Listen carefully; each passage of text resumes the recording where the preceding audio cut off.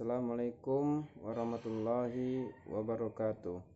Saya Yogi Anda dari kelas 12 agama akan menjelaskan ilmu tafsir kali terakhir dalam perkembangan periode tafsir. Dalam perkembangan periode tafsir, Dr. Muhammad Hussein Al-Daghabi membagi perkembangan sejarah tafsir berdasarkan periode zaman. Beliau membagi 3 periode, yaitu yang pertama periode Nabi Muhammad SAW. Zaman Rasulullah SAW menyampaikan atau menerangkan dan menjelaskan isi Al-Quran. Jika ada di antara para sahabat yang berselisih atau tidak mengerti mengenai kandungan Al-Quran, mereka merujuk langsung kepada Rasulullah SAW mengenai makna sebuah ayat Al-Quran sekaligus penjelasannya. Oleh karena itu, tafsir dari Rasulullah SAW hanya sedikit, dan sumber penafsiran beliau adalah ayat-ayat Al-Quran dan Sunnah. Contoh dari penafsiran beliau adalah penjelasan beliau tentang tata cara sholat sebagaimana diperintahkan Allah Subhanahu wa taala dalam surah Al-Baqarah ayat 43. Yang artinya, dan dirikanlah sholat, tunaikanlah zakat dan rukuklah beserta orang-orang yang rukuk.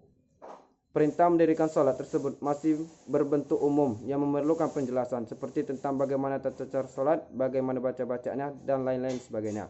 Maka untuk menjelaskannya, Rasulullah SAW naik ke atas bukit kemudian melakukan sholat hingga sempurna, lalu bersabda, "Shollu kama taraini usolli."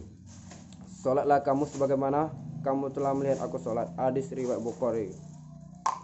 Periode kedua yaitu periode sahabat setelah Rasulullah SAW wafat. Para sahabat radhiyallahu anhu menafsirkan Al-Quran dengan sangat hati-hati, walaupun mereka menyaksikan bagaimana dan bila serta mengapa ayat Al-Quran diturunkan, dan walaupun mereka sangat fasih dan mahir dalam bertutur kata dan berhujah.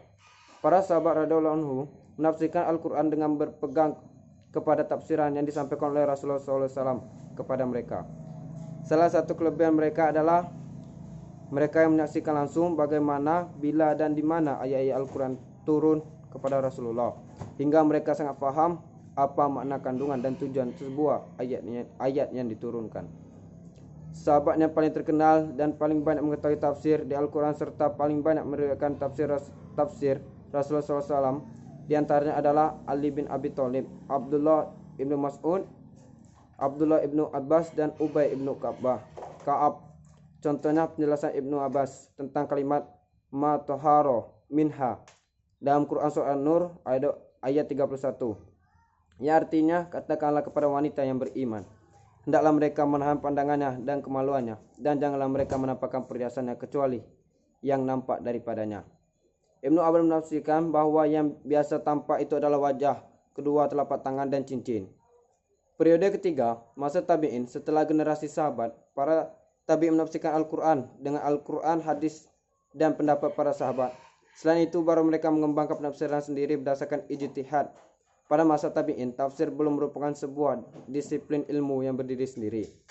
Tafsir masih merupakan bagian dari hadis. Ini menunjukkan dengan jelas bahwa tafsir tidaklah sewenang-wenang, namun selalu terkait dengan apa yang telah dilakukan oleh Rasulullah SAW dan Allah SWT dan para sahabat.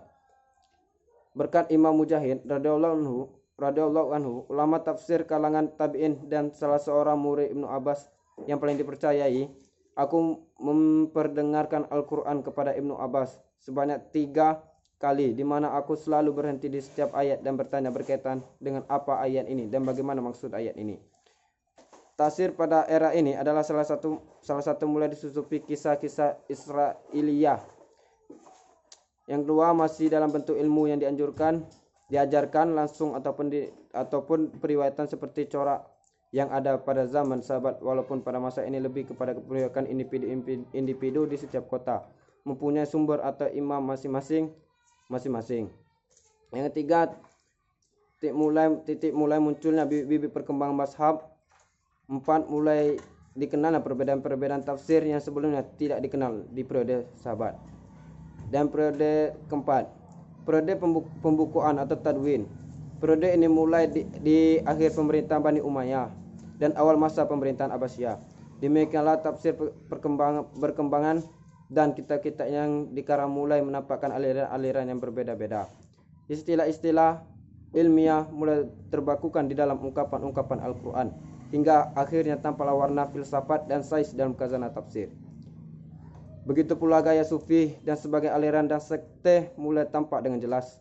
Bagaimanapun, sejak dari abad pertama sampai abad ketiga Hijriah, dari berbagai kitab tafsir Al-Quran bentuk, ada yang membuat tafsir Al-Quran secara utuh, penafsiran Al-Quran secara keseluruhan, baru bermula pada abad keempat Hijriah. Ini pertama kalinya dipelopori oleh Ibnu Jarir At-Tabari yang menulis Jami Al-Bayan fi Tafsir Al-Quran. Di dalam karyanya, Al-Imam At-Tabari mengumpulkan berita dari para pendahulunya yang berkaitan dengan Al-Quran. Beliau menggunakan sistem isnad untuk menafsirkan Al-Quran dengan tujuan agar penafsiran itu tidak semena-mena dan tetap bersandar kepada penafsiran yang dapat dipertanggungjawabkan. Dalam menafsirkan Al-Quran, Imam At-Tabari mengumpulkan berbagai hadis, pernyataan para sahabat dan tabi'in dengan menyebutkan riwayat dan sanadnya, walaupun banyak dari riwayat dan sanad tersebut tidak sahih. Akan tetapi, hal tersebut menurut Al-Zurkani tidak mencacatkan nilai ilmiah tafsir tersebut. Justru dengan menyebut riwayat dan sanad, beliau menyerahkan kepada pembaca untuk menilai kekuatan sesebuah hadis dan riwayat yang beliau sebutkan dalam tafsirannya. Mungkin cukup sekian penjelasan dari saya. Apabila ada kekurangan, saya mohon maaf kepada Allah Subhanahu. Wabillahi taufiq wal hidayah. Wassalamualaikum warahmatullahi wabarakatuh.